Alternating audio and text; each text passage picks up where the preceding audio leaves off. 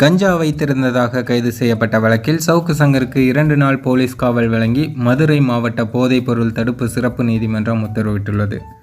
சவுக்கு சங்கரை போலீஸ் காவலில் எடுத்து விசாரிக்க கூறிய மனுவை விசாரணை செய்த நீதிமன்றம் தற்போது இந்த உத்தரவை பிறப்பித்துள்ளது.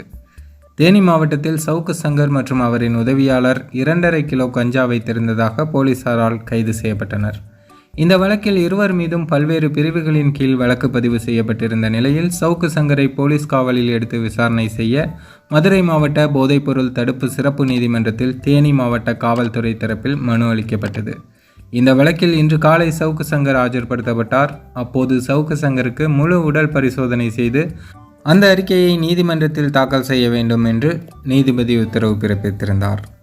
இதனையடுத்து அவருக்கு இன்று காலை மருத்துவ பரிசோதனை செய்யப்பட்டு மருத்துவ சான்றிதழ் நீதிமன்றத்தில் சமர்ப்பிக்கப்பட்டது. அதன் பின்னர் சவுக்கு சங்கர் நீதிமன்றத்தில் ஆஜர்படுத்தப்பட்ட போது நீதிபதி அவர்கள், உங்களை போலீஸ் காவலில் எடுத்து விசாரணை செய்ய சம்மதமா என்று நீதிபதி கேள்வி எழுப்பினார். அதற்கு சவுக்கு சங்கர், எனக்கு எவ்வித ஆட்சேபனையும் இல்லை என்று கூறியிருக்கிறார். இதனையடுத்து 2 நாள் போலீஸ் காவல் விதித்து நீதிபதி உத்தரவிட்டுள்ளார்.